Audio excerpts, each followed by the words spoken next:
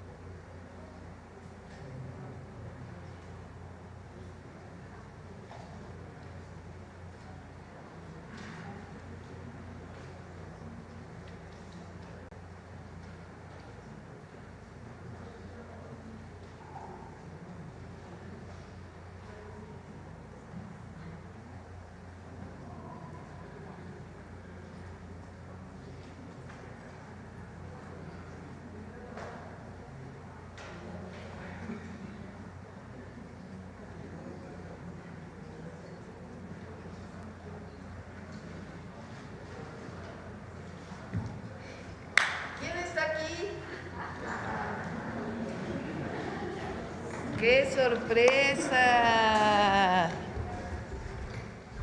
¿Cómo están? A ver, pásense para acá. A ver, préstame el micrófono.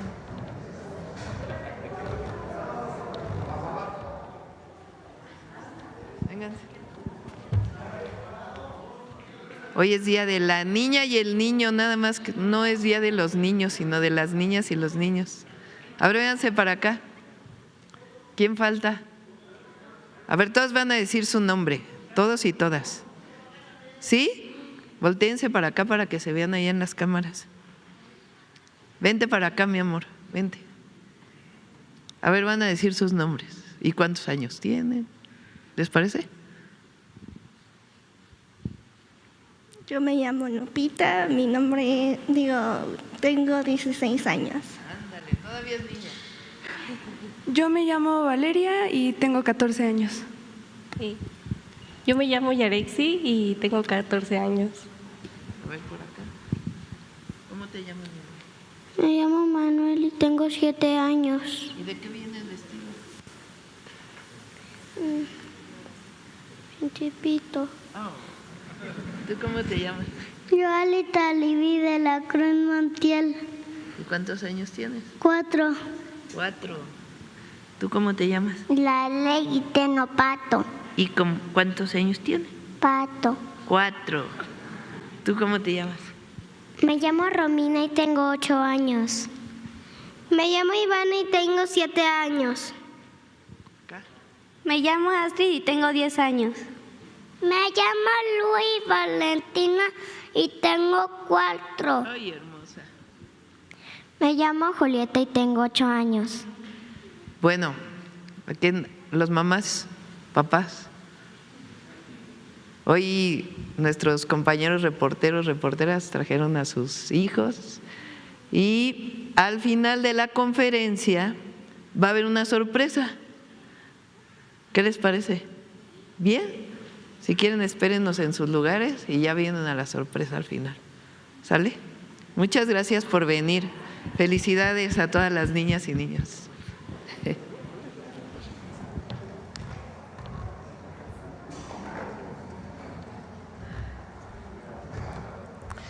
Bueno, vamos a la información.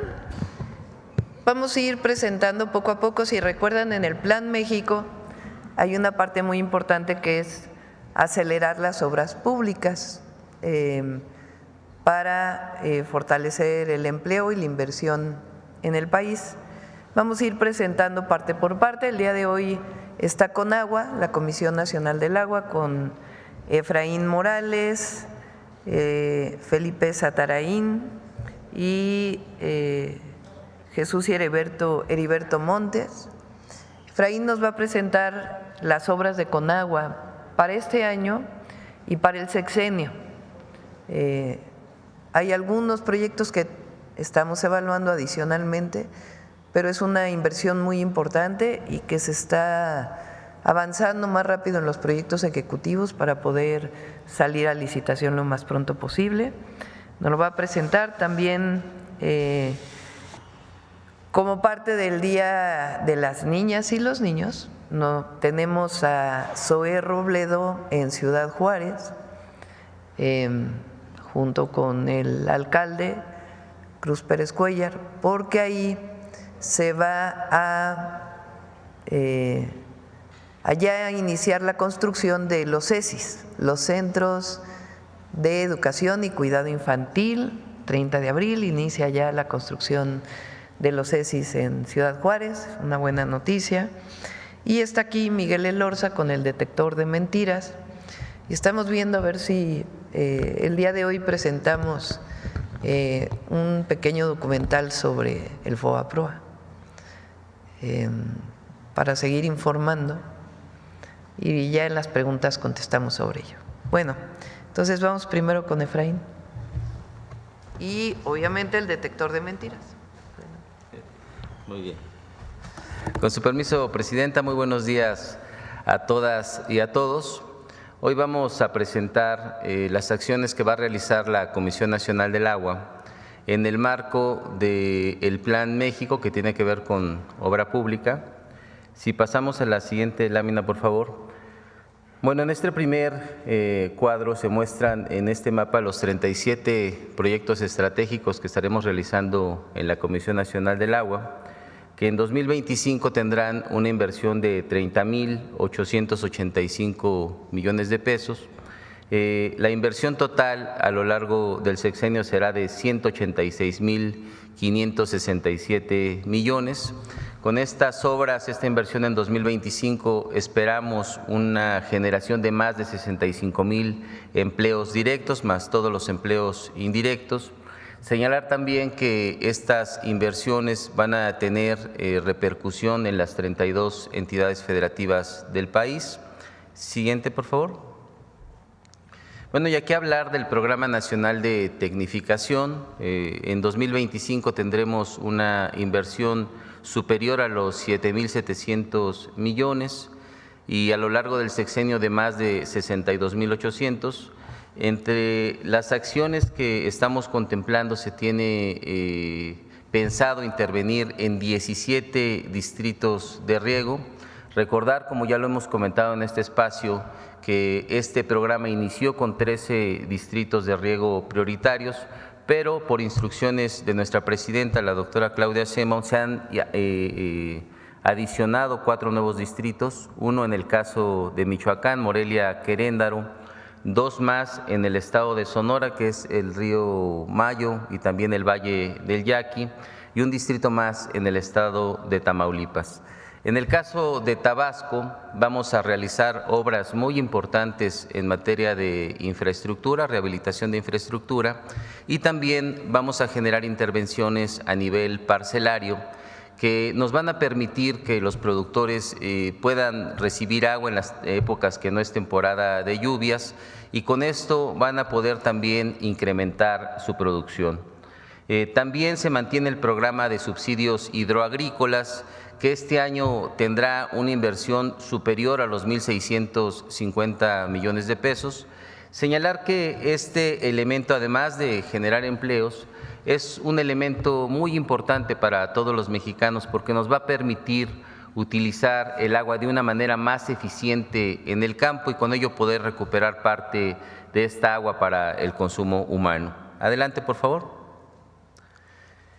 Bueno, y aquí vamos a hablar de los proyectos prioritarios y obras mayores. En 2025 vamos a tener una inversión superior a los 22,000 millones. Es un rubro en el que crece la inversión como parte del fortalecimiento de este plan.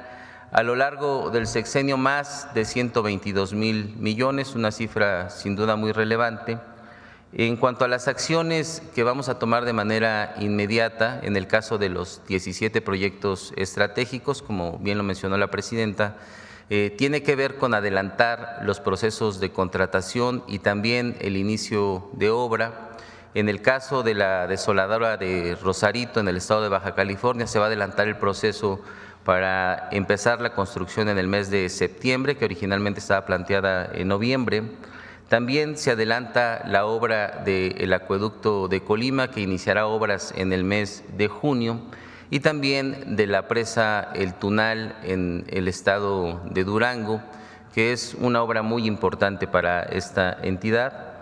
En cuanto a las obras de mantenimiento a la infraestructura, que tiene que ver con la inversión para el mantenimiento de presas, de acueductos, compuertas y algunos otros elementos de la infraestructura nacional, se tendrá una inversión del orden de 3,800 millones durante 2025. Y bueno, este programa, que es el programa de agua potable, drenaje y tratamiento, conocido como ProAgua, es un elemento muy importante porque es un programa que se trabaja de manera conjunta con estados y municipios, nos permite generar intervenciones a nivel municipal y estatal y tiene una cobertura práctica en todo el país. Señalar que en este caso de los proyectos prioritarios, no únicamente nos va a ayudar a generar empleo, que es muy importante, sino también nos va a ayudar a satisfacer las necesidades de agua que se tienen en algunas regiones del país con gran necesidad. Adelante, por favor. Y bueno, finalmente referirnos a la inversión que se va a realizar en ríos para el saneamiento y la restauración de ríos. Son obras que tienen que ver con la eliminación de descargas, la rehabilitación de plantas de tratamiento y también la construcción de colectores, la reforestación de las riberas y toda una serie de actividades que tienen como objetivo fundamental que nuestros ríos se encuentren limpios, que las familias puedan gozar de ambientes sanos. y vamos a iniciar con una inversión de 1.100 millones este 2025. Se tiene contemplado iniciar por los 3 ríos más contaminados, que es Tula, Atoyac y Lerma Santiago, y señalar que estos números seguramente se van a incrementar una vez que concluyan algunos proyectos que actualmente se encuentran en diseño, que están en elaboración. Se irá actualizando la cifra y irá incrementando. Es cuanto en lo que tenemos a proyectos de agua, Presidenta. Gracias. La inversión 2025 y hasta 2030. ¿La menciono? Bueno, la inversión en 2025, para recalcarla, será en el año 2025 de 30.885 millones de pesos y a lo largo del sexenio de más de 186.000 millones de pesos. Es cuanto, Presidenta. ¿No quieres informar de cada una de las 17 estrategias? Sí. ¿Te quieres sacar? Pues si me pasan uno aquí. Fue demasiado breve para que explique cada obra estratégica. Bueno, en el caso de Baja California, tenemos una desaladora que nos va a ayudar a dotar de agua sobre todo a la ciudad de Tijuana y a la ciudad de Rosarito. Es un proyecto que se va a realizar en etapas y que estamos haciendo de manera conjunta con el gobierno del estado. En el caso de la presa El Novillo, es una obra muy importante porque va a garantizar el abasto de agua para la ciudad de La Paz. Tenemos la presa El Tunal 2, que es complementaria de algunos proyectos que ya se han realizado, como la potabilizadora de Durango. Con esta presa El Tunal 2 se va a garantizar el abasto al 100% de la ciudad de Durango durante los siguientes 50 años. Quedará resuelto el abasto de agua potable. En el caso de la presa Milpillas, es un proyecto que tiene por objeto garantizar el agua potable para la ciudad de Zacatecas. También estamos realizando un proyecto muy importante para dar agua a la zona metropolitana del Valle de México, que comprende los estados de Hidalgo, el Estado de México y también la Ciudad de México. Es un proyecto amplio que tiene que ver con un plan de justicia para la zona de Hidalgo, que va a traer agua a la ciudad, sobre todo a la zona oriente y también a la zona oriente del Estado de México. En cuanto a agua para Colima, se trata de la construcción de un segundo acueducto que nos va a ayudar a cubrir el déficit al 100% de la ciudad de Colima y que quedará resuelto el problema también durante los siguientes 30 años. En cuanto a la zona oriente del Estado de México, es un proyecto que estamos realizando con el gobierno del Estado, con 10 municipios, que contemplan inversiones conjuntas. Se traduce en 101 acciones que van a repercutir sobre todo en el abasto de agua potable y acciones de drenaje. Hay algunos elementos muy importantes como la obra que se está realizando ya actualmente en Chalco, que nos va a ayudar a evitar inundaciones en el futuro, y también está ya en proceso la rehabilitación y construcción de algunas obras en Ecatepec para dotar de agua potable a la población. Acapulco se transforma contigo es un proyecto que este año tendrá una inversión de alrededor de 1.800 millones de pesos. Tiene que ver con adaptaciones de la infraestructura al cambio climático sobre todas las fuentes de abastecimiento de Acapulco. Contempla también obras de saneamiento y de protección de los ríos contra posibles inundaciones y, por supuesto, agua potable para que las colonias que hoy no tienen dotación de agua puedan tener dotación a través de la red. En el caso de la presa de Paso Ancho en Oaxaca, se trata de un acueducto y una planta potabilizadora que van a dar más o menos 1.000 litros por segundo a la ciudad. Es un proyecto muy importante porque es una ciudad que se encuentra en déficit. Con la construcción de esta presa quedará resuelto también el abasto de agua potable para los próximos 50 años. En el caso de agua para Campeche, se trata de un acueducto que vamos a complementar para poder llevar agua a la zona conurbada. En el caso de Tabasco se están realizando obras de protección contra inundaciones. Es un estado en que en temporada de lluvias sufren de inundaciones tanto cultivos como las zonas urbanas debido a la gran cantidad de agua que hay. Entonces se van a realizar obras para el reforzamiento de estos bordos y que la población no se encuentre en riesgo. El acueducto para Coatzacoalcos también es un acueducto que se va a realizar de un espacio que se llama La Cangrejera a el municipio de Coatzacoalcos, y con ello vamos a cubrir el déficit que se tiene actualmente de agua. El acueducto Solís León es un acueducto que estamos realizando de la mano con el gobierno del estado y también con los municipios. Tiene que ver con llevar agua de la presa Solís hasta la ciudad de León, dejando el agua suficiente en cada uno de los municipios que además es una zona que se encuentra en un gran déficit, es la parte del Bajío. Entonces se trata de un proyecto muy importante. En el caso de el acueducto de Ciudad Victoria, es un segundo acueducto que se va a sumar al ya existente, y con esto vamos a poder garantizar el agua también para los próximos 50 años. Finalmente, agua saludable para la laguna. Como ustedes saben, en el periodo del presidente López Obrador se desarrolló un gran proyecto para llevar a la gente de la laguna agua saludable, que estaba recibiendo agua contaminada principalmente por flúor, y con este proyecto se les dotó de agua superficial, se construyó una planta potabilizadora. Lo que vamos a hacer es complementarlo con redes troncales para conectar 5 municipios del estado de Coahuila. Y en el caso del río Colorado, tenemos un sistema de presas para Hermosillo, se está analizando aún el estudio. Se trata de llevar agua del río Sonora hacia la ciudad de Hermosillo. Es una ciudad que actualmente se encuentra en un gran déficit, entonces será una obra de gran beneficio. Y bueno, finalmente los distritos de riego, que como ya lo mencioné, se trata de 17 distritos de riego, van a tener una inversión de alrededor de 62,000 millones. Es un proyecto muy importante porque en un inicio se planteaba la tecnificación de más de 200,000 hectáreas.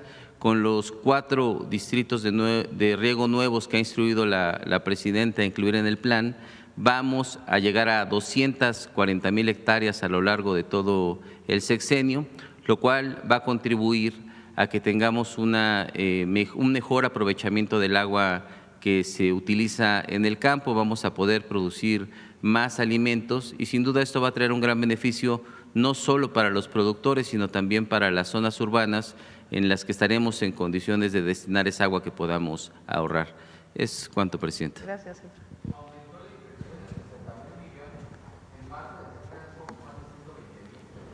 Tenemos dos aspectos fundamentales. Uno es el que tiene que ver con las obras de infraestructura de agua potable, que efectivamente a lo largo del sexenio tendrán una inversión de alrededor de 122,600 millones, si no me equivoco, si regresan la lámina, 122,600 millones. Otro elemento importante es la inversión que se tiene en distritos de tecnificación, que es una inversión de alrededor de 62,000 millones a lo largo del sexenio, y efectivamente hay un crecimiento importante en el fortalecimiento de este plan. En 2025 pasamos de 15,000 millones que teníamos inicialmente a 20,000. Si vamos a la lámina anterior, 122,000. Tendremos una inversión, un incremento importante. El total de la inversión durante 2025 será de 30,800 millones. Los 186 incluyen los distritos de riego y una parte importante donde se están sumando recursos municipales, estatales y federales. Gracias. Gracias.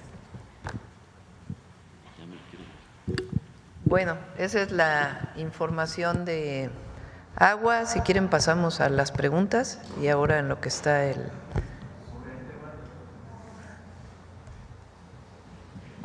Sí, Javier Pérez de HC Noticias, Presidenta, buenos días. Buenos días a todos los pequeños que hoy acompañan en la mañanera. El tema del agua es un tema muy importante, Presidenta, desde sexenios anteriores, al menos en la frontera que ahorita, Ciudad Juárez, Chihuahua, lo que es Chihuahua, el estado de Chihuahua, uno de los estados que sufre más los embates cada cierto tiempo, es cíclico, ¿no? Cada 7 años aproximadamente. Hay una sequía tremenda en el estado de Chihuahua, sin embargo también falta regulación en pozos, como por ejemplo en el tema el área de Levarón, Cuauhtémoc, Casas Grandes, Delicias, Chihuahua, donde hay también plantaciones o producto de manzana, todo este tipo de productos, donde hay pozos irregulares. Si hay algún censo, si hay algún control de estos pozos, si nos podría contestar y si se están regulando ahorita, porque digo, de manera personal, hace algún tiempo hice yo un recorrido por el estado de Chihuahua, me di cuenta que sobre todo canadienses o ciudadanos con triple nacionalidad están apoderados de los pozos, sobre todo en Cuauhtémoc, y tienen décadas así. No son pozos legales, la producción que tienen son para Estados Unidos o Canadá, nada se queda en México, ni siquiera lo que le llaman ellos basura, y obviamente sacan provecho del agua y sustraen el agua de estos pozos, de los mantos acuíferos, y dejan en sequía prácticamente estas zonas. ¿Si está controlado esto? ¿Si tienen conocimiento de esto? ¿Y qué se va a hacer? Gracias. Bueno, son dos cosas. La primera es que estamos haciendo una revisión de todos los títulos de concesión que se tienen en el país. Ya tenemos un avance muy importante de alrededor de 260,000 títulos que han sido verificados uno a uno para conocer el estado que guardan. Y a partir de eso lo que estamos tomando son acciones, son medidas para verificar el adecuado uso del agua. En el caso específico de Chihuahua sí tenemos conocimiento de una gran cantidad de aprovechamientos que se están realizando de una manera ilegal. Ya iniciamos el diálogo con algunos de ellos para que se regularice prácticamente todos los aprovechamientos en el estado, y estamos en esas tareas de ordenamiento del sector, no solo para establecer sanciones, sino estamos trabajando en un programa integral que nos permita ordenar todo el sistema de concesiones, que se regularice lo que se pueda regularizar y que se evite totalmente el tema de la extracción ilegal. Entonces estamos trabajando en ese caso. Y se me permite, aprovechando su presencia, desde los 80s aproximadamente, Vicente Fox Quesada, que participaba en un cargo público, político ya en Guanajuato, él y su familia se apoderaron aproximadamente de 19 concesiones, 19 entre familiares como sobrinos, primos, hermanos, incluso me parece que estaban hasta cuñados hasta la fecha. Tienen estas concesiones que son ilegales, se hicieron de ellas en ese tiempo y durante el sexenio de Vicente Fox Quesada, si tienen este conocimiento, y de hecho a la familia Fox se les llama en Guanajuato los Reyes del Agua. Y bueno, la mayoría de las concesiones, creo que hay una o dos que se renovaron en 2021, aproximadamente se van a renovar otras en 2027, y el inicio de estas concesiones pues es público, también está en el, ¿cómo se dice?, el registro de que fueron de manera ilegal. Tienen conocimiento de esto y si se va a actuar o investigar estas concesiones. Estamos, como ya lo mencioné, realizando una revisión minuciosa, una a una, de todas las concesiones del país. Y el objetivo fundamental en todos los casos es, por un lado, regularizar las concesiones en cuanto a datos, pero sobre todo ordenar. Entonces, aquellas concesiones que estén siendo utilizadas o que fueron otorgadas de una manera ilegal, vamos a tomar las acciones necesarias para que se puedan ordenar. Pero se está revisando todo. Hemos encontrado, ya va a ir saliendo poco a poco, en lugares de la mayor escasez de agua, políticos del pasado, que tienen lagunas, empresarios de muy alto nivel que sin permiso tienen en sus espacios particulares lagunas, lagos, pozos, presas. Ya vamos a ir. Es que está en procedimiento administrativo, porque se van a recuperar, o en el marco de la ley, pero se van a recuperar. Y eso es gracias a un ejercicio que se ha estado haciendo de revisión de las concesiones. Zonas, ustedes saben que la concesión de agua para riego no paga derechos. Y sin embargo hay concesiones de agua para riego que hoy son grandes desarrollos habitacionales que no pagan derechos, porque están marcados como riego agrícola y que fueron transferidos por el proceso de privatización que se dio en el periodo de Salinas, donde el agua dejó de ser un derecho y un bien nacional y se convirtió en una mercancía. Entonces, todo eso lo estamos revisando y ya estamos haciendo varios procedimientos, porque no puede ser que la gente no tenga agua en un municipio y que una persona, para su beneficio personal en un gran espacio, pues tenga todo el agua. Entonces, todo se está revisando, todo en el marco de la ley, no porque luego nos van a acusar, ¿no? Porque ahora está de moda acusar de autoritarismo, todo en el marco de la ley, pero lo que sí es que se acabaron los privilegios del pasado.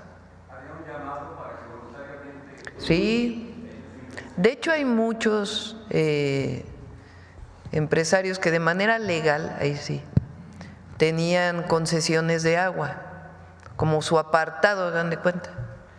Entonces tenían, por decir algo, 1000 metros cúbicos concesionados que usan, y otros 1000 apartados ya concesionados para ellos por si en el futuro los iban a usar.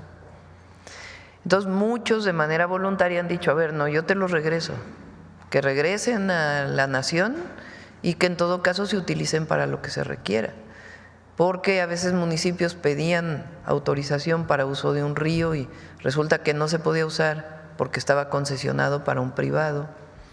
Entonces hay que decirlo, hay muchos que están regresando el agua que tienen concesionada que no están usando, y muchos que tienen distritos de riego aprovechando también para hacer su propia inversión para hacer el uso eficiente e incluso disminuir, o si quieren ampliar, pues con la misma cantidad de agua que hoy están utilizando. Entonces sí hay mucha cooperación. Hay otra pues que hemos ido descubriendo poco a poco en esta revisión de las concesiones, que no se olviden, fíjense, no se olviden que cuando entró el presidente López Obrador se quemó un piso completo de la Conagua, donde estaban todos los expedientes de concesiones, ahí en San Ángel. O sea, son muchos intereses, pero de manera legal y todo, pero no puede haber esta concentración de agua que es vital para la gente. ¿Sobre el tema del agua? Sí, sobre el agua, y se me olvidó que estaba esperando.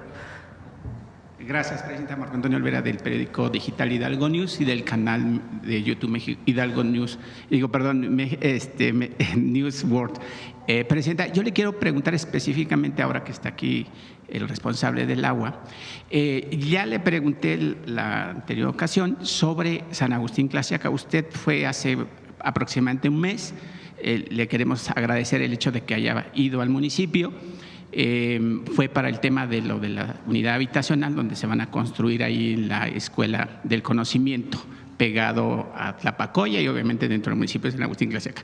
Nosotros, los habitantes de San Agustín Tlaxiaca, no tenemos agua una vez al mes y se paga rutinariamente y puntualmente el servicio del agua según los metros cúbicos que se consuman. Ahí el problema es que ahora ya se divulgó, ya sabe que en Pueblo Chico, Infierno Grande, que el alcalde de Movimiento Ciudadano, David Medina, entregó, digamos, toda la estructura del agua a Casín, una dependencia que forma parte de Pachuca y que administra, cobra el agua de San Agustín Tlaxiaca y no deja los recursos a San Agustín. Nosotros queremos que CACIM deje de meter las manos en los recursos del municipio de San Agustín Tlaxiaca, porque los tlaxiaquenses no somos inválidos mentales para no administrar un sistema de agua. Esa es una, Presidenta. Y dos, saber cómo van el tema de las concesiones que tiene el exalcalde Arturo Hernández Máximo, porque tiene un rancho, tiene agua las 24 horas del día, las 365 días del año, y también saber si no me equivoco, hay 8 a 10 pozos de manera ilegal perforados, y lo sabe perfectamente María Luisa Alcalde, porque ella nos auxilió con ese tema del agua desde el sexenio pasado, y también saber qué pasó con la planta tratadora, que verdaderamente es una fosa séptica y es un área de contaminación absolutamente absurda. Bueno, ese caso en particular con mucho gusto lo revisamos para conocer exactamente el estado que guardan las concesiones y ver de qué manera se está operando. Decir que la operación es responsabilidad municipal y del gobierno del estado, pero de inmediato buscamos de qué se trata y damos una respuesta. Y por lo que respecta, ¿cuál fue la segunda pregunta, perdón? El tema de los pozos que están concesionados de manera ilegal, porque yo no creo que un particular, porque sea el alcalde, tenga un rancho y que tenga un pozo de agua a su disposición para regar sus hortalizas, mientras 35,000 habitantes padeciendo sed. O sea, no tienen agua, no tenemos agua, y también hay otros pozos que se utilizan para regar las parcelas de frijol, alfalfa o alguna otra hortaliza, y que se hace a través del surco, no se hace con el sistema de irrigación moderno, que además se gasta mucha agua. Y por supuesto yo quisiera saber si ustedes están viendo esa revisión para que pues obviamente ya Tlaxiaca deje, porque vivimos en un espejo de agua y curiosamente no tenemos ni para beber, y ahora el agua que se va a llevar de Tlaxiaca para las unidades habitacionales ahí en la Ciudad del Conocimiento, pues está perfecto. Nosotros no estamos oponiéndonos a que se le otorgue agua al resto de las comunidades, porque el agua finalmente es del país y nos pertenece a todos, pero todos debemos de pagar el agua y todos debemos ser equitativos, no por estar otorgando agua, como decía la presidenta, a zonas habitacionales, pues obviamente se deje a la gente sin el vital líquido. Con mucho gusto revisamos el caso específico de los pozos y de todo lo que has señalado y nos comunicamos. Ahí en específico, director, si me permite, deberían hacer una auditoría a CACIM y por supuesto a Capasat en San Agustín de Tlaxiaca, para que obviamente vean el gran desvío de recursos económicos, porque se ha convertido en una caja chica. Lo que yo vuelvo a insistir, ojalá se pudiera que Tlaxiaca administre el recurso del agua, como dice la presidenta, pues es, y usted lo acaba de decir, que bueno, pues es cuestión del municipio y el gobernador, pero en realidad en gobernadores anteriores a Julio Menchaca han ido a sacar al municipio, además de también robarle el territorio, por el tema que no se ha delimitado el territorio, pero eso ya es otro tema. Ahora lo que nos importa es el agua. Revisamos con mucho gusto el caso particular. Muchas gracias. Gracias. A ver, vamos al enlace con Zoe.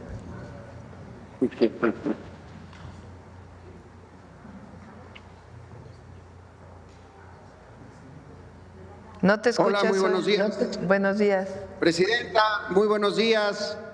Este 30 de abril, Día de las Niñas y los Niños, nos encontramos aquí en la colonia Las Gladiolas, en el municipio de Ciudad Juárez, aquí en Chihuahua. Hay mucha emoción porque se dieron cita vecinos, empresarios, trabajadoras, trabajadores, para este enlace hasta allá la mañanera. Está con nosotros Rocío García, directora nacional del DIF, Cruz Pérez Cuellar, presidente municipal, y todo el equipo del IMSS para esta primera piedra, que es también el nuevo momento de este derecho, sobre todo para las mujeres trabajadoras, de tener un lugar seguro, adecuado para las niñas y los niños. Pasamos de las guarderías del IMSS a este nuevo modelo de centros de educación y cuidado infantil, como usted nos lo ha pedido, una parte fundamental del Sistema Nacional de Cuidados.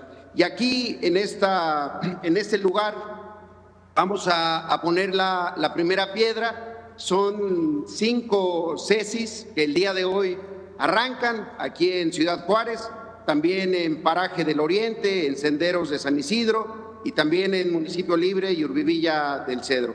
Es un terreno de 2.408 metros cuadrados donado por la Presidencia Municipal de Ciudad Juárez. Va a ser una construcción de 1.382 metros cuadrados, una inversión de 46 millones de pesos, 63 empleos directos, pero lo más importante, un nuevo modelo pedagógico de prestación directa por parte del IMSS. Dejamos atrás la subrogación y este nuevo modelo pedagógico que refuerza la parte de estimulación temprana, vacunación, alimentación sana, variada y suficiente, y un modelo enfocado en las niñas y en los niños y en toda la comunidad que se involucra de manera directa en el sistema de cuidados.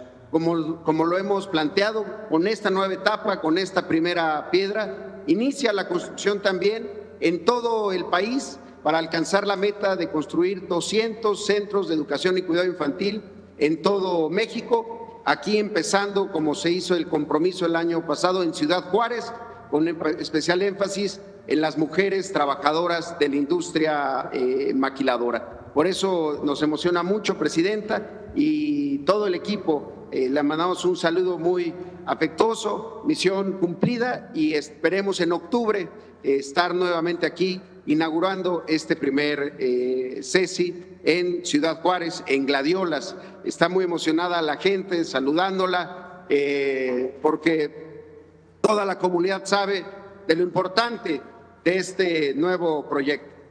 Si nos lo permite, pasamos a la colocación de la primera piedra. Adelante.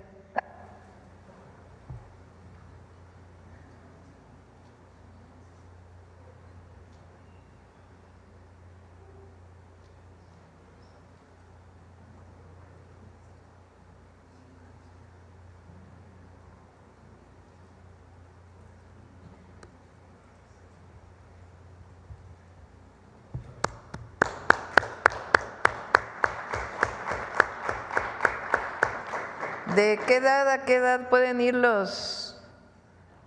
infancia?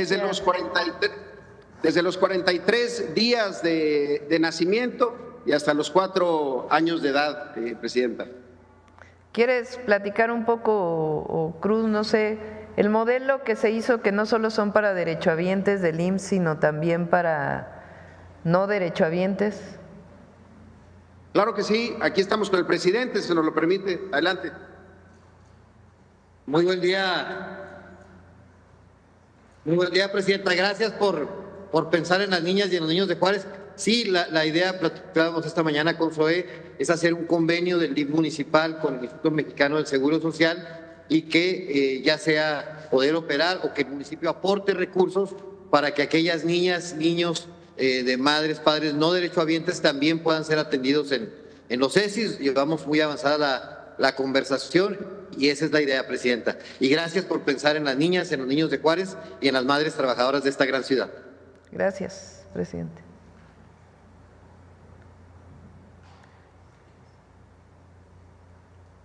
¿Alguna Muchas pregunta gracias, para presidente. Zoé? A ver, una pregunta sobre los CECIS.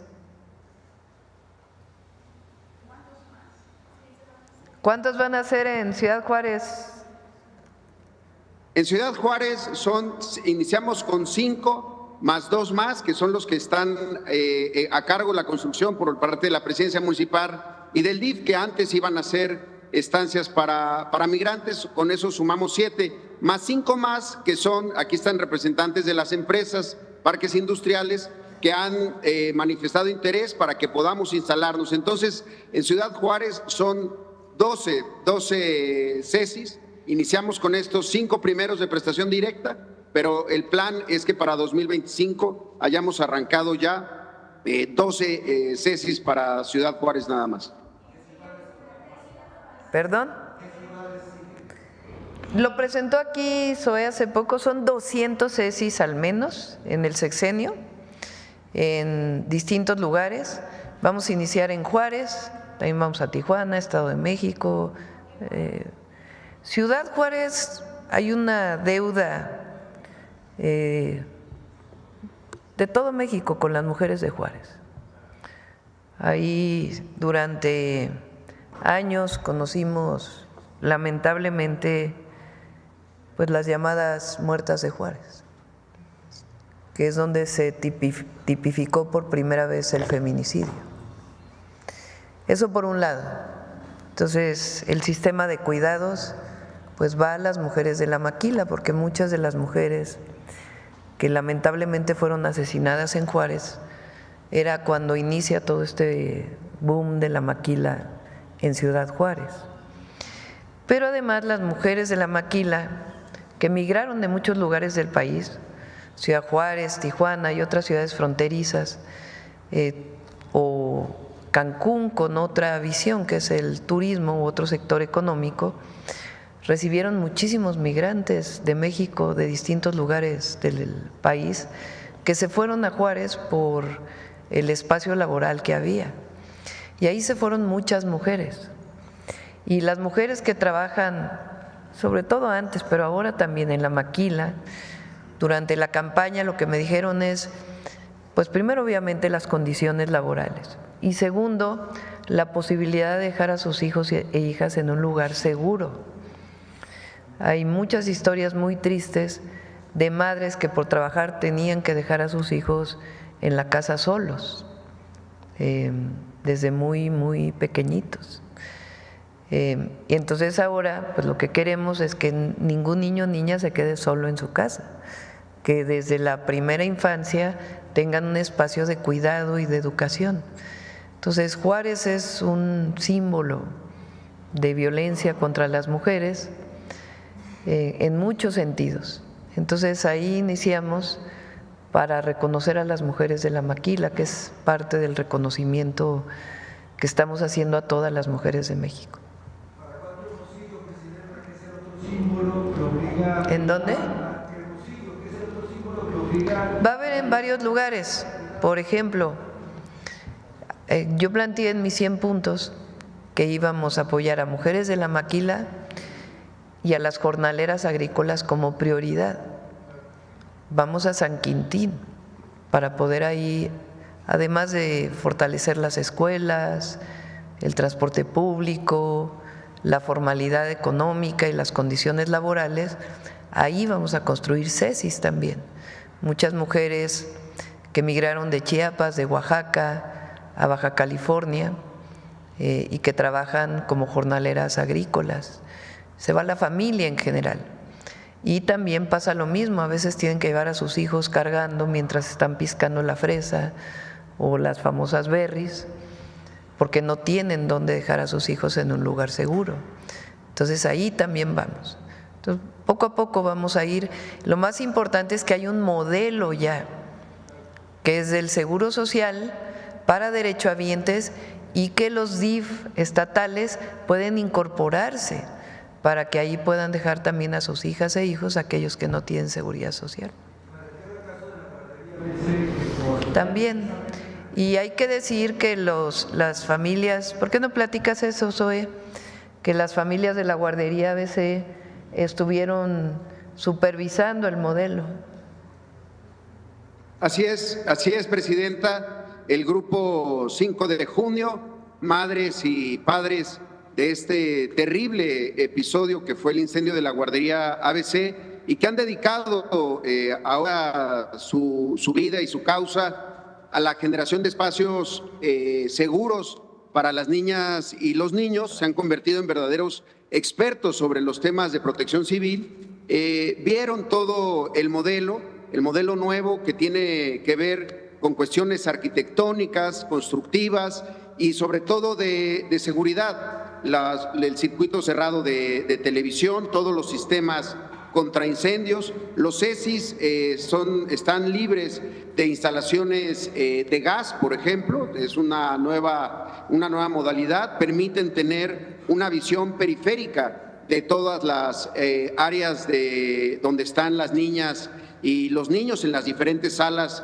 por edad, y la verdad que lo vieron con mucho agrado. Pero lo más importante que ellas nos han manifestado es que sea nuevamente de prestación directa. Recordemos que ABC fue producto de esta subrogación desmedida, de esta privatización que privilegió el rédito económico por encima del cuidado de las infancias. Y en ese sentido, ellas saben que lo que ocurrió desde el inicio en la construcción del Seguro Social, la prestación directa con trabajadoras, con trabajadores del propio IMSS, nunca debe de haber desaparecido, y que hoy se recupera la prestación directa con un nuevo modelo mucho más seguro, con mucho más compromiso de servidores públicos enfocados y que dedican su vida completa al cuidado de las niñas y de los niños. Entonces, quisimos hacer esa consulta con el grupo, con la organización 5 de junio, que ha estado participando de manera directa en este nuevo modelo. Gracias, Zoe. Muchas gracias, un saludo. Gracias, saludos. A las niñas y los niños. Y muchas gracias también a los empresarios que se están sumando a este esfuerzo. Bueno, seguimos con las preguntas normales, si les parece. A ver acá. Buenos días, presidenta. Gloria Carpio, de Diario Imagen. Pues el IMSS ha sobrevivido a intentos de privatización, de pandemia, y ahora con la inauguración de estos centros de educación y cuidados infantiles, pues es un gran logro. Y un promedio de ¿cuántos niños piensan atender? ¿Lo tienen más o menos la cifra? El máximo es 200 por centro. Varía dependiendo del tamaño, pero el máximo es 200. Y bueno, ¿cuál es su mensaje del Día del Niño? A todas las niñas y los niños, decirles que son el presente de México. Siempre hay esta frase de los niños, las niñas son el futuro. Pero en realidad, si no visualizamos a las niñas y los niños como el presente, pues no estamos construyendo una sociedad para ahora y para las futuras generaciones. Las becas que a partir del próximo año ya van a primaria, que hoy están en secundaria, son algo extraordinario, por varias razones. Una, porque reconocen a la escuela pública. Dos, porque permiten que las familias lleven a sus hijos en igualdad de circunstancias a la escuela. Y tres, porque también es un reconocimiento a las niñas y los niños. Y no es un reconocimiento meritocrático, esta idea de que solamente a los que tienen 9 y 10 de promedio. Claro que queremos que las niñas y los niños hagan su esfuerzo en la escuela, pero es un reconocimiento a todas y a todos, en igualdad de circunstancias. Y eso va a permitir crear infancias más felices. Entonces, yo creo que como mujer presidenta, pues si tenemos una visión como madres, pues es a las mujeres y a las y los niños, que aunque no debería ser así, como lo digo en las asambleas, pues siempre hay una responsabilidad mayor en las mujeres del cuidado de los hijos. Entonces hoy pues todo nuestro cariño, reconocimiento a todas las niñas y niños de nuestro país, y nuestra ilusión es que todas y todos sean felices siempre. Gracias. ¿Cómo podrían los niños apoyar, ayudar a la presidenta a tener un país mejor? Y de niña, ¿cuál era su personaje favorito? De niña, mi personaje favorito.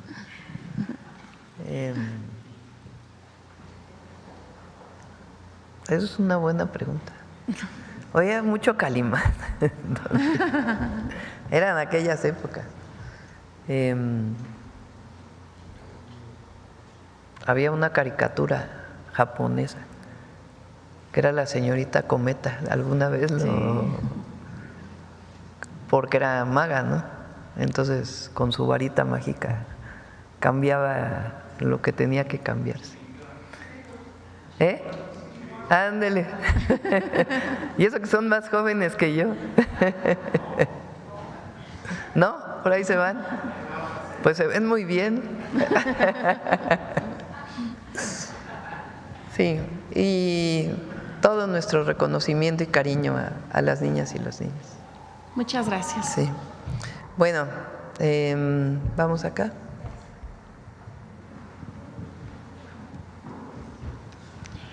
Buenos días, Presidenta. Soy Aisa García, del Canal Internacional Telesur, y tengo varias preguntas el día de hoy, empezando por el tema de las 2 órdenes ejecutivas que ayer firmó el presidente de Estados Unidos, su homólogo Donald Trump. ¿Qué tan satisfecha está con este anuncio y si ya se lo comunicaron oficialmente a usted?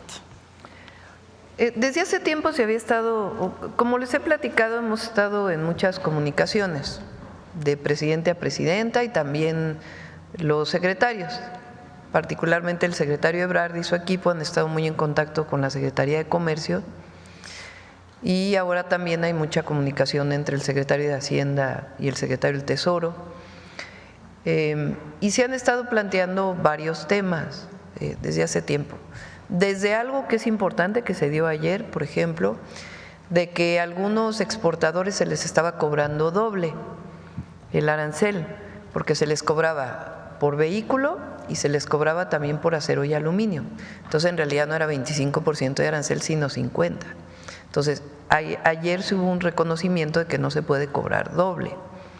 Hay otra parte muy importante que también nosotros estuvimos planteando, que es el primer documento que se firma con relación a los aranceles para vehículos y autopartes, es que en el caso de los países que somos parte del TEMEC, solamente se iba a descontar la parte que estaba construida en Estados Unidos. Hemos platicado muchas veces que una autoparte viene o un vehículo completo, se fabrica aquí una parte, luego otra parte allá, otra parte acá, dependiendo de la especialización que se ha adquirido en distintos lugares de cada país. Entonces, la primera publicación lo que decía es que se iba a descontar solamente la parte fabricada en Estados Unidos.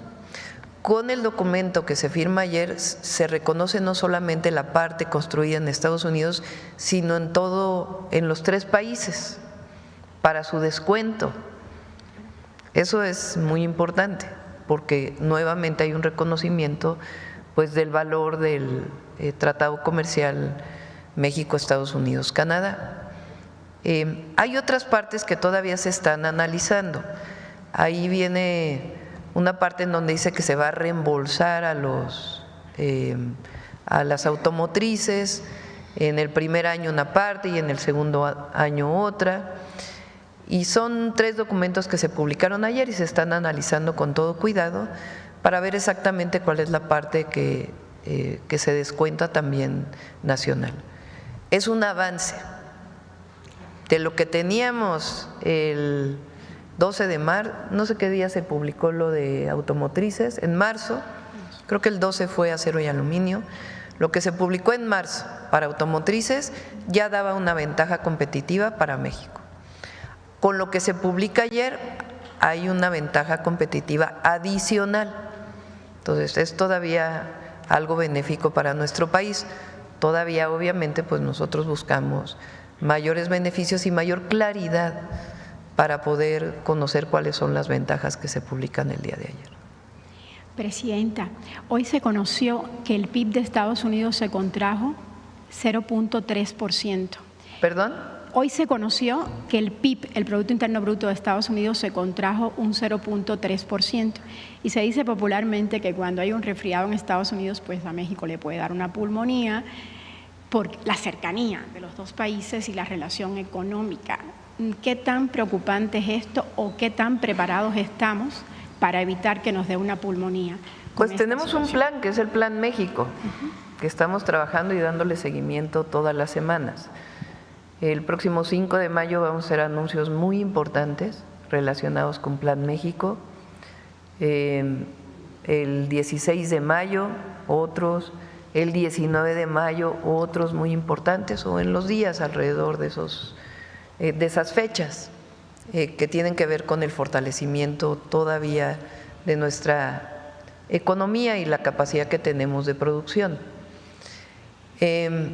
Ayer salió el crecimiento del PIB del país del primer trimestre. Ya ven que se acuerdan que iba a decir, que decían más bien las agencias, todos, que iba a haber caída o que íbamos a entrar en una recesión. Hay crecimiento. Hay crecimiento. Punto 8. Claro que queremos más, pero frente a la circunstancia de aranceles, la situación en la que de incertidumbre en la que todos estos meses se ha movido la economía mundial por el nuevo marco que ha decidido el presidente Trump o que ha impuesto el presidente Trump, pues es una buena noticia. Está el dato del empleo, estamos en los niveles más bajos de desempleo para el mes de marzo. Está el dato de la inflación, que prácticamente se mantiene. Entonces, vamos bien. Por supuesto que ha tenido sus implicaciones esta nueva situación, pero se está trabajando todos los días. Por eso decía que cuando las agencias internacionales decían que iba a haber recesión, pues no conocían los esfuerzos que estábamos haciendo nosotros, porque hay quienes pudieron haberse cruzado de brazos o haber rescatado a los de arriba, como en el pasado. Y nosotros, pues lo que hemos hecho es de nuevo impulsar la economía desde abajo y estar impulsando el desarrollo económico del país con prosperidad compartida. También la Semana Santa dejó una buena derrama económica. Sí, dejó una buena derrama. Ya vamos a presentar todos los datos la próxima semana para que se conozcan.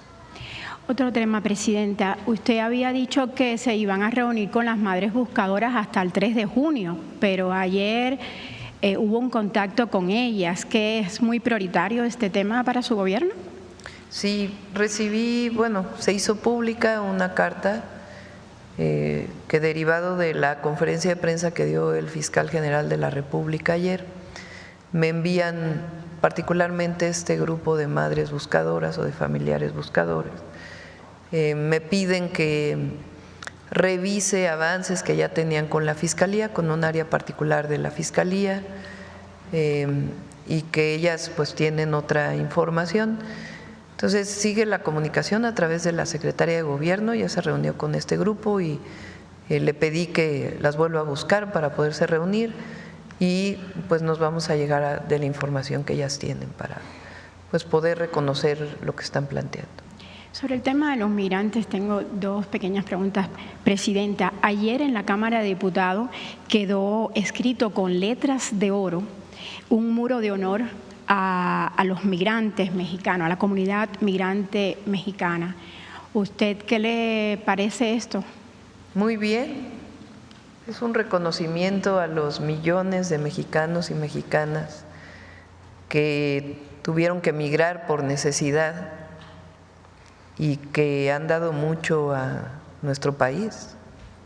Entonces, el reconocimiento siempre es importante, siempre.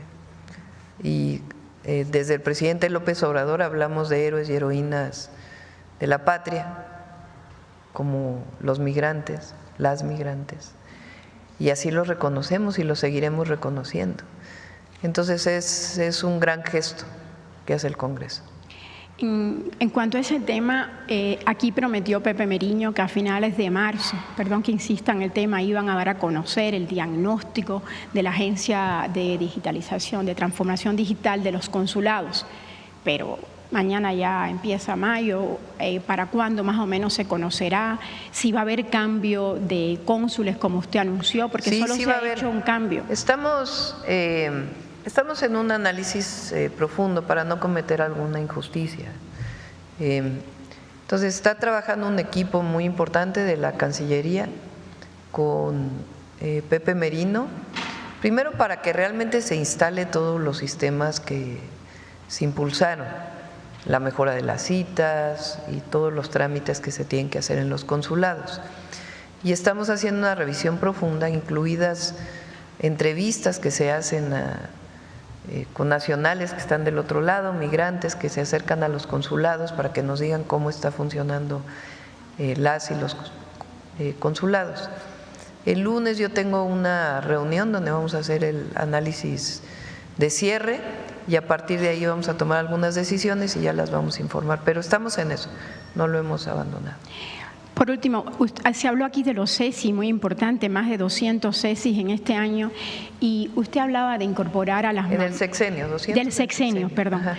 Y usted hablaba de que iban a tener derecho las mamás derechohabientes y también los del DIF, los niños que estén en el DIF.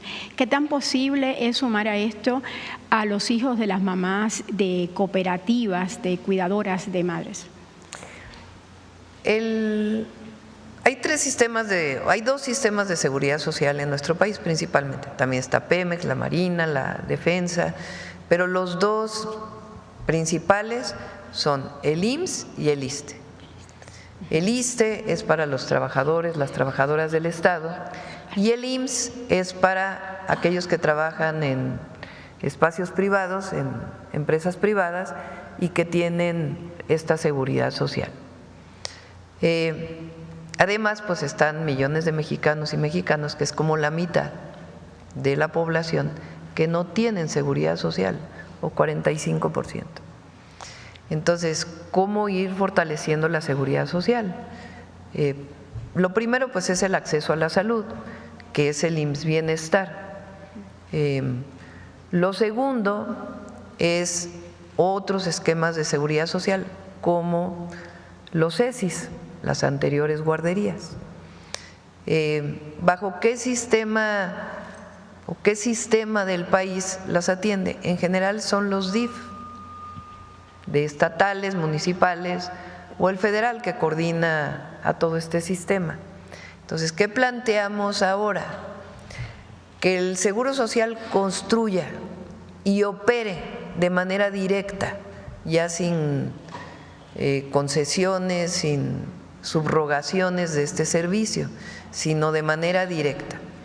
Si un DIF municipal o estatal quiere que los niños y las niñas participen, entregaría el recurso al IMSS de lo que significaría atender a un número de niños y niñas, para que no cargue la familia con ese costo, porque el IMSS, pues como está constituido, solamente da el servicio y la seguridad social a quienes son derechohabientes del IMSS. En algunos casos, como la vacunación, como emergencias, es abierto, no necesariamente tienes que tener la derechohabiencia, pero ya un servicio de seguridad social más permanente, pues el IMSS le tendría que pagar para que pudiera dar ese servicio a los no derechohabientes. En realidad, si se fijan ustedes, pues es una asociación pública-pública, ya no es pública-privada, sino pública-pública.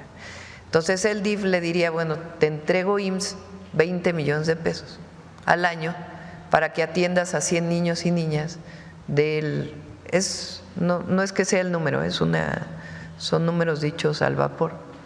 Pero el IMSS calcula lo que representa ese servicio y el municipio le da el recurso directamente al IMSS, o el Estado le da el recurso al IMSS, o la Federación le da el recurso al IMSS, pero el IMSS sigue operando el servicio. Entonces es un muy buen sistema y de esa manera se atiende a todos los que no son derechohabientes.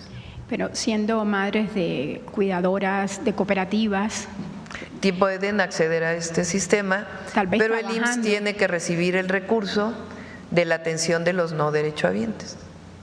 Muchas gracias, Presidenta, y también gracias por invitar hoy a los niños. No, al contrario, ya al ratito le vamos a quitar lo aburrido a la conferencia. Sí. Aburrido para las niñas y los niños. Buenos días, Presidenta. Shaila Rosagel, corresponsal de Grupo Gili, El Imparcial de Sonora, La Crónica de Mexicali y Frontera de Tijuana. Presidenta, preguntarle sobre la reunión que tuvo ayer con el gobernador Alfonso Durazo, si nos puede informar qué temas abordaron y a qué acuerdos llegaron. Sí, estamos trabajando varios temas con el gobernador. Él tiene varios proyectos que está impulsando. Y estamos apoyándolo para ver la manera de financiar estos proyectos, por un lado, de desarrollo turístico, pero también de espacio público para Hermosillo y otros lugares. Está la carretera Guaymas-Chihuahua, que este año se hace un pedacito, pero el objetivo pues es terminarla. Está el tren, obviamente. Está el libramiento de Nogales, que lo estamos construyendo, una propuesta que hice cuando estuve en San Luis Río Colorado para iluminar todo el municipio, particularmente la zona urbana, que ya está prácticamente el proyecto, ya va a iniciar una primera parte, y algunos otros proyectos como el Plan Sonora. Hay varias empresas que quieren invertir en Sonora y que el gobernador, y con justa razón, nos está pidiendo que tengan los incentivos de los polos de bienestar, y estamos viendo cuáles son estos terrenos y cómo los vamos a desarrollar. Entonces fue eso. Hay pendientes, por ejemplo, del río Sonora, de la rehabilitación del río Sonora, que también se están atendiendo con la Secretaría de Gobernación y la Secretaría de Medio Ambiente, que quedaron pendientes con Grupo México, y otros temas también que necesitamos atender. Antes de ingresar a su junta con usted, comentó de algunos proyectos mineros que pueden traer varios miles de empleos ahí a Sonora. ¿Qué proyectos serán estos? Bueno, hay algunos proyectos que estamos analizando por el tema del impacto ambiental. Entonces, esos apenas se están analizando. Ya pues la orientación estuvo en un momento la secretaria de Medio Ambiente, Alicia Bárcenas, para que pues analicen su viabilidad. Hay algunos proyectos, por ejemplo, para poder darle valor agregado al cobre. Hay varias minas de cobre en Sonora y hay propuestas internacionales para hacer inversiones en México para poderle dar valor agregado y que se produzca pues el alambre de cobre y otros productos. Entonces son algunas de las propuestas que tiene el gobernador que se están analizando para ver cómo, y si hay una ampliación de alguna mina, que no sea nueva concesión, sino que ya la tenga, pues ver si es factible desarrollarla. Gracias, Presidenta. En una segunda pregunta, con los acuerdos que se llegaron entre México y Estados Unidos por lo del gusano barrenador, preguntarle que será posible erradicar este problema que está principalmente en los estados del sur del país para evitar que llegue este problema hacia el norte. Se están poniendo muchos más controles, ha habido, pero se están poniendo más controles para que no haya entrada de ganado no legal, sino que todo venga en orden, además de las pruebas que se tienen que hacer de sanidad. Entonces, se está haciendo todo esto, fortaleciendo esta vigilancia. Se está haciendo varias cosas en ganado, no solamente lo del gusano barrenador, sino otros temas que tienen que ver con el fortalecimiento de Senacica, que también muchas de sus actividades estaban subrogadas y que se van a recuperar. El anillaje, por ejemplo, del ganado, que en algunos casos está dado a asociaciones ganaderas y que lo hacen bien, y otros lugares donde no se hace tan bien, y hay pues algunos temas de corrupción. Entonces todo eso está viendo Julio Verdeguer y su equipo para poder mejorar todo el sistema de sanidad y de control del ganado y poder pues producir más sin tantos impactos ambientales y que se pueda seguir exportando. Gracias, presidenta. Ya por último, una tercera pregunta. Bueno, ayer en su discurso de los primeros 100 días del presidente Donald Trump, pues dijo que no quería autos de México y de Canadá, allá en Estados Unidos. Preguntarle esta postura del presidente, ¿qué tanto ha afectado hasta ahorita al sector automotriz? Si tiene ahorita un balance de la afectación. Gracias, sería todo. Hasta ahora hay mucha comunicación con las automotrices. Hasta ahora ninguna automotriz ha planteado algún cambio, alguna afectación. Hace poco se dijo en una de General Motors de Ramos Arizpe que iba a cerrar por problemas del TEMEC. No, es un tema de un paro técnico que ellos hacen normalmente para una revisión, mantenimiento. Rápidamente nos comunicamos con ellos. ¿Qué otra empresa que dijeron que iba a cerrar y que Hyundai, que supuestamente es chiquita, su fabricación son como 2,000 y pico de vehículos y dijeron ya públicamente que no van a cerrar. Entonces hay muy buen ambiente para continuar. México, con la publicación de ayer, todavía tiene más ventajas comparativas que otros países, también Canadá. Porque además de que se va a descontar, como estuvo planteado, la parte de la fabricación en Estados Unidos, también se va a descontar la parte de la fabricación en México. Entonces, eso es muy bueno porque sigue dando ventajas comparativas a los vehículos y a las autopartes fabricadas en México. Entonces, hasta ahora no hay ningún cambio y vamos a seguir en comunicación con ellos para poder incluso aumentar la producción. También para el mercado interno, yo les he comentado que nosotros importamos vehículos para solo el mercado interno de Asia. Entonces estamos también platicando cómo hacer para que vehículos compactos que se consumen en nuestro país pues sean fabricados una parte en México y así también fortalecer el mercado interno. Sí. Gracias, presidenta. Rocío Jardines, de Teleurban y W Radio. Unas precisiones, presidente, en este tema de Estados Unidos. El saber, bueno, ¿cuál sería la acción de México? Si bien pueden ser unas buenas noticias para nuestro país, firma del decreto del presidente Trump, también hay voces que critican mucho precisamente la política arancelaria del presidente Trump y afirman que pues sigue la mala postura por parte, sobre todo para inversionistas, obviamente en Estados Unidos. Sin embargo, el actuar de México con este planteamiento que usted ha dicho de poder ampliar su mercado hacia Europa, hacia América Latina, ¿será necesario poner el pie en el acelerador también en eso? ¿Para cuándo podría ser? Porque hay analistas que afirman que esto podría verse hasta dentro de 10 años. Obviamente no estamos de acuerdo con la política arancelaria que ha puesto el presidente Trump, particularmente para México. Digamos, no hagamos el análisis global, pero particularmente para México. Ahora, frente a eso, ¿qué es lo que hemos estado haciendo? Recuerden que nosotros, gracias al diálogo que hemos estado teniendo, se ha ido avanzando. No es hasta donde nosotros quisiéramos llegar, pero lo importante es que sigue el diálogo y cada vez hay pasos en el sentido de que nos favorecen. Entonces, recuerden que nosotros no tenemos aranceles más que en automotriz y en acero y en aluminio. Cuando anunció el presidente Trump aranceles recíprocos, no tocó a México.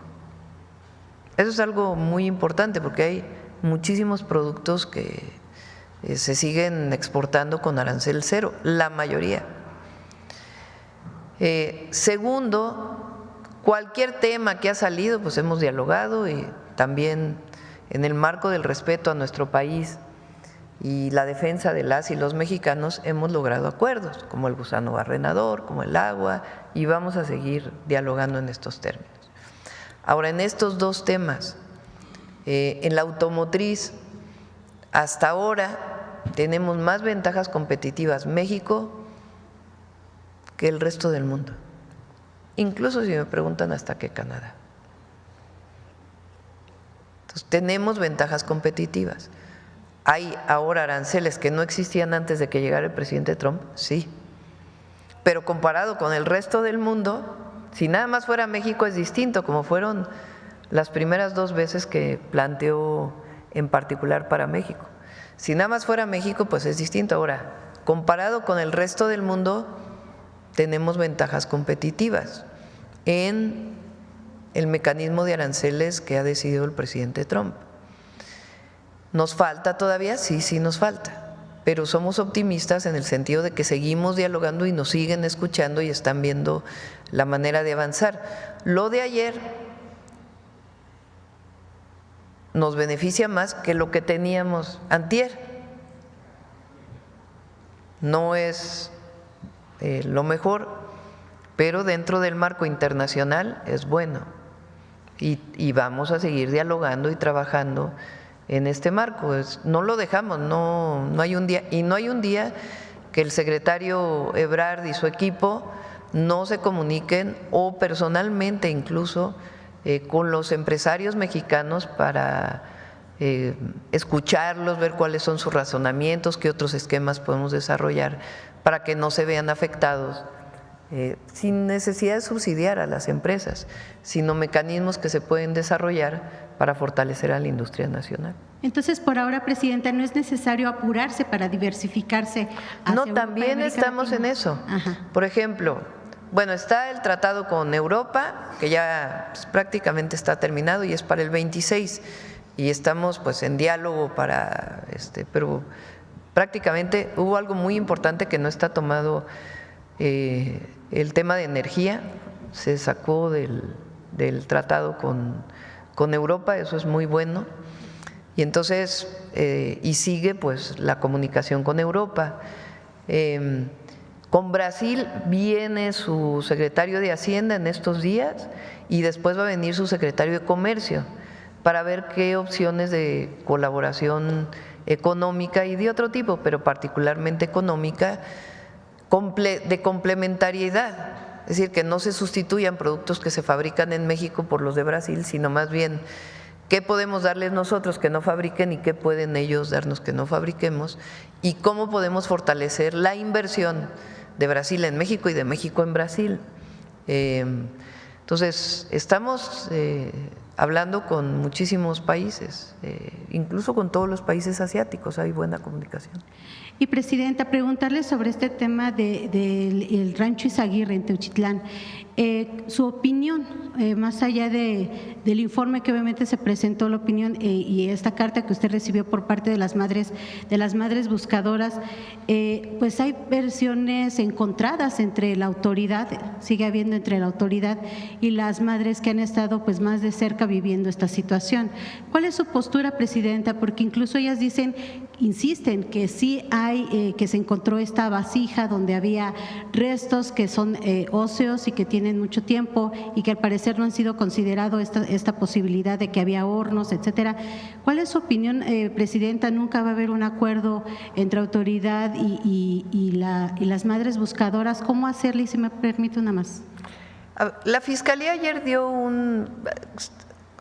para que sepan, y es muy importante, la Fiscalía es autónoma. Yo conocí de la investigación y los resultados igual que todas y todos los mexicanos por la comunicación que hizo ayer el doctor Gertz, el fiscal. Entonces, pues esperamos todavía más información que se nos pueda dar para poder conocer con mayor detalle. Él fue muy explícito en muchos de los temas y además nuestro respeto a la Fiscalía y el trabajo que desarrolla. También hay que oír a las madres y ver este tema en particular que están planteando, por qué no se analizó, por qué está esta situación. Entonces, nosotros siempre hemos dicho, vamos a estar siempre al lado de las víctimas y buscar que no haya estas contradicciones, sino que se resuelvan. Ellas plantean en su comunicado que han estado trabajando con la Fiscalía Especializada de Víctimas, creo que así se llama, con Irene Herrerías, se llama la fiscal, y dicen que con ella han estado teniendo muy buena comunicación. Entonces le pedí a la Secretaría de Gobernación pues que se comunique con Sara Irene para ver exactamente qué es lo que plantean las madres y poder ser coadyuvantes en la investigación para que pues se pueda conocer toda la verdad. Entonces vamos a seguir escuchando, recibiendo a los familiares, a las madres buscadoras y ver en particular esto a lo que se refieren, pues que se clarifique y que no quede ninguna duda de algo que se esté… Lo importante es la verdad, siempre, que no haya nada que quede en la oscuridad como si se estuviera tapando algo, tiene que salir la verdad. Claro. Presidente, y por último, el día de ayer ya Francisco Garduño entregó el Instituto Nacional de Migración a Sergio Salomón, sin embargo, pues siguen estos señalamientos en su contra por el incendio ocurrido en marzo de 2023, 40 muertos. Hay organizaciones, las organizaciones acompañantes y víctimas que pues no les gustó la resolución del Tribunal de Ciudad Juárez por esta suspensión condicional del proceso que lleva Garduño. Pero creo que ya avanzó más la investigación. Aseguran que podría haber, que es un mensaje de impunidad. ¿Usted qué les respondería? Pues es que es la Fiscalía. O sea, que nosotros no tenemos atribuciones para… Es la Fiscalía. Por parte del instituto no necesita, no debería darse una disculpa pública o mayor investigación. Pues vamos a revisar, pero hay una investigación que se hizo de las responsabilidades, cómo fueron las responsabilidades. Entonces, se puede informar de qué fue, cómo fueron estas resoluciones y cuál fue la investigación. Gracias, presidente. Sí, oigan, se nos hizo súper tarde, son las 9.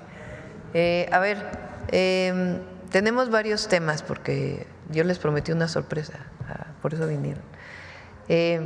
Vamos a hacer una cosa, vamos a pasar lo del FOBAPROA y lo de Cedillo para mañana, que se nos hizo tarde. Mañana 1 de mayo va a venir Marat, vamos a hacer algunos anuncios, vienen también las dirigencias sindicales al mediodía. Entonces, mañana si quieren en la mañanera de mañana damos la parte del FOBAPROA y vamos con el detector de mentiras y luego la sorpresa, ¿sí? Para que no nos llevemos tanto tiempo. A ver.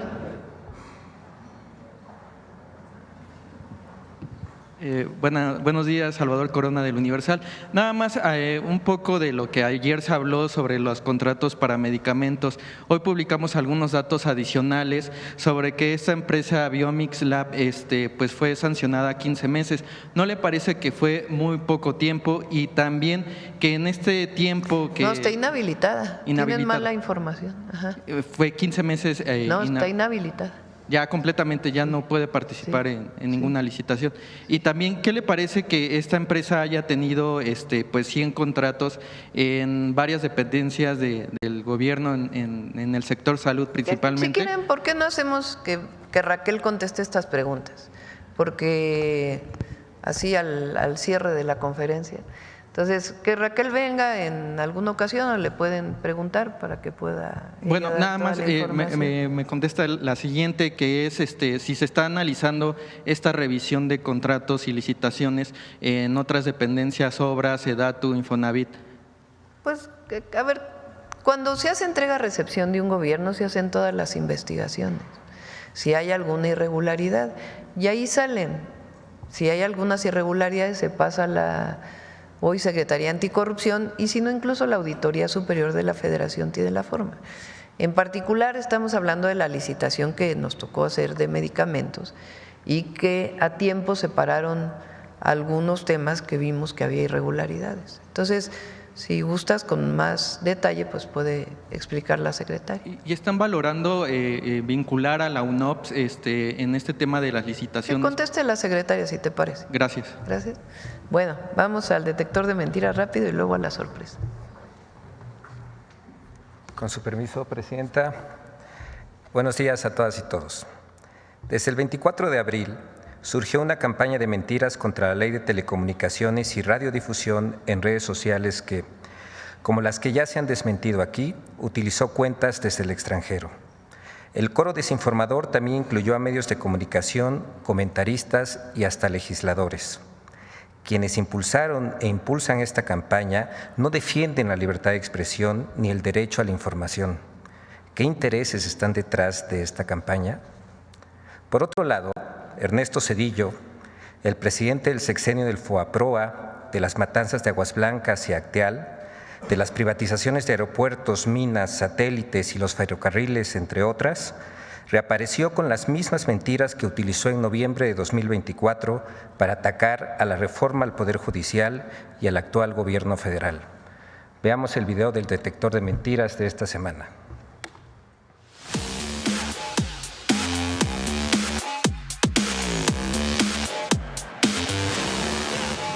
Falsos atentados contra la libertad de expresión, presuntos intentos de censura y hasta la declaración de la muerte de la democracia en México son algunas de las noticias falsas que el detector de mentiras localizó esta semana. 1. La Ley de Telecomunicaciones y Radiodifusión generó una campaña artificial en redes sociales, columnas, medios electrónicos y en el Senado para implantar la mentira de que es una ley censura. A. Redes sociales. Un análisis del hashtag Ley Censura en la red social X, realizado por el Dr. Carlos Augusto Jiménez, reveló que más del 40% de las interacciones se realizaron fuera de México. De ese total, 24.6% se hicieron en Colombia y 9.9% en España. B. Columnistas. Entre el 24 y el 29 de abril, los periódicos Reforma, Milenio, El Universal, El Financiero, El Heraldo, Excelsior y Ovaciones publicaron 37 columnas sobre la Ley de Telecomunicaciones y Radiodifusión, promoviendo 3 líneas de desinformación. 1. La ley atenta contra la libertad de expresión y genera censura. 2. Permite eliminar o bajar cuentas en redes sociales. Y 3. Llevará a una dictadura. Entre los columnistas que publicaron estas líneas de desinformación, destacan Sergio Sarmiento con 2 publicaciones, Raimundo Riva Palacio con 2 publicaciones, Denis Dresser con una publicación, Héctor Aguilar Camín con una publicación, el editorial de El Universal Bajo Reserva con 2 publicaciones y el editorial de Reforma Templo Mayor con 4 publicaciones. C. Senadores. Legisladores de oposición promovieron las mismas líneas de desinformación que los columnistas de medios impresos. Esta iniciativa de ley que pretenden aprobar, que tiene no solo los más vicios altos de autoritarismo, de ir hacia una dictadura, porque no habrá libertad de expresión. Esto no es una nueva ley en materia de telecomunicaciones y radiodifusión. Esto es la ley censura. Para que la presidenta y su equipo tengan la facultad de apagar las redes sociales que no les gusten. D. Comentaristas de medios electrónicos. La censura con A provocó repugnancia y rechazo en la Cámara de Diputados. Es un abierto ataque a la libertad de expresión desde Palacio Nacional. Una ley que permite al gobierno apagar una plataforma digital. Sí, eso es censura. Censura con A, presidenta. ¡Mentira! La Ley de Telecomunicaciones y Radiodifusión garantiza el derecho a la libertad de expresión, los derechos de las audiencias y de los usuarios de telecomunicaciones. Nadie será objeto de persecución y de censura. En la Mañanera del Pueblo, la presidenta Claudia Sheinbaum explicó que esta ley no pretende censurar. Ley censura ahora la Ley de Telecomunicación. Bueno, se basan en un artículo que ya dije que si no es la intención censurar las plataformas, ni mucho menos. Que si se malentiende ese artículo, que se quite, que no hay ningún problema. Pero siguen. Pero es que quieren censurar las plataformas, quieren censurarlo. 2. Murió la democracia. Se está creando una dictadura. En una entrevista en la revista Nexos, dirigida por Héctor Aguilar Camín, y en un ensayo publicado en la revista Letras Libres, dirigida por Enrique Krause, el expresidente Ernesto Zedillo aseguró que en México se destruyó la democracia y se va hacia una dictadura por la reforma al Poder Judicial. ¡Mentira!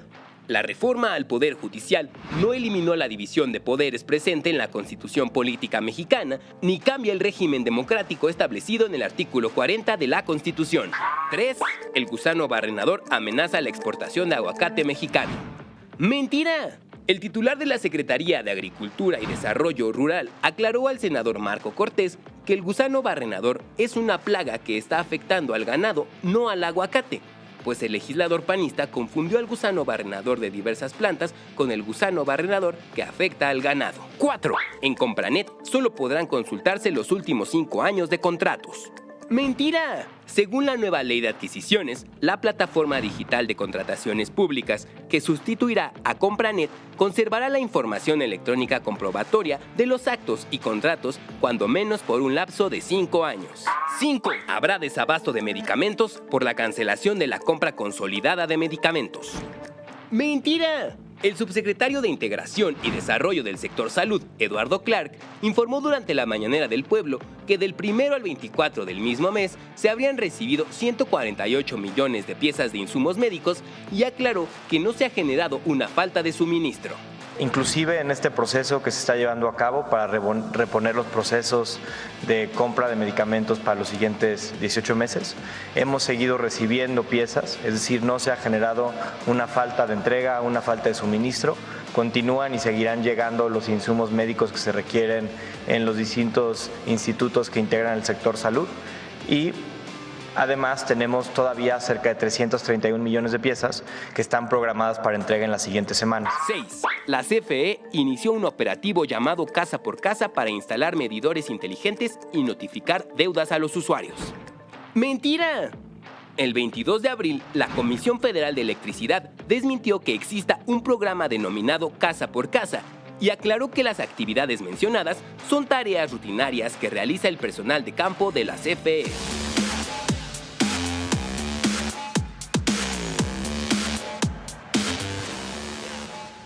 Gracias, presidenta. Ahora sí.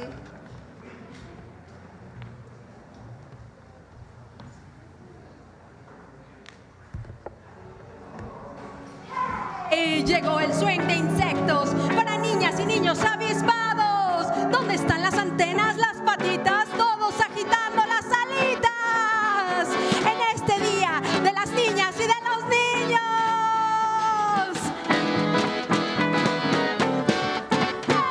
¡Hey!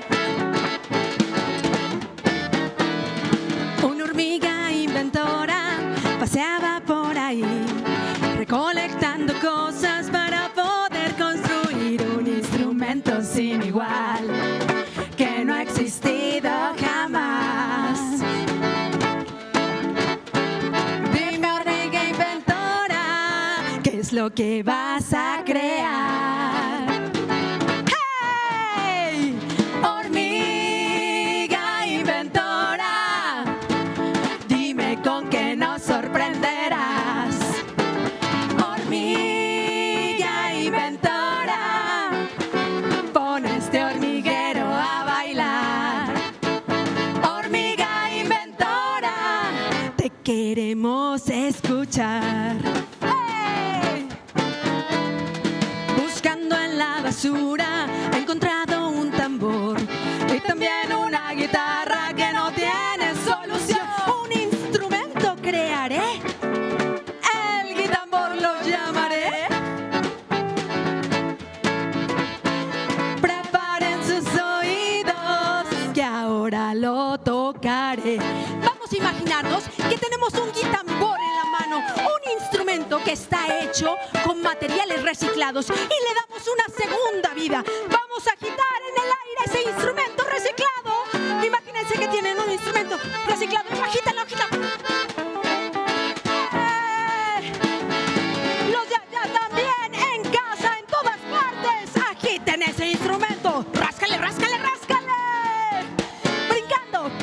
Hormiga inventora más, dime con qué nos sorprenderás. ¡Hey! ¿Se la aprendieron? ¿Cantan con nosotros? Pon este hormiguero a bailar. Hormiga inventora, te queremos escuchar. Sí. Después de mucho tiempo, su invento prosperó. Ha creado el guitambor que ha causado sensación. Nadie se queda sin bailar cuando se pone a tocar. ¡Hey! Alisten sus patitas y pónganse a brincar. A ver quién brinca más alto en este día.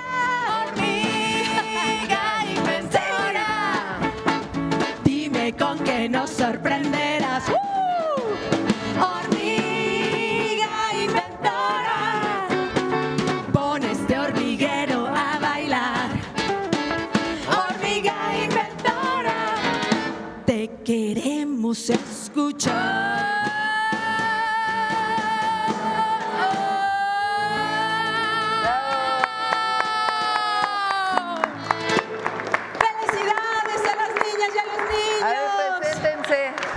Preséntense. Bueno, nosotros somos, soy Norma Torres y el swing de insectos, también con música de los swingones. Muchas gracias. Gracias a todas. Feliz Día del Niño y de la Niña. Gracias. Felicidades, felicidades. ¿Para mí? Gracias. Gracias.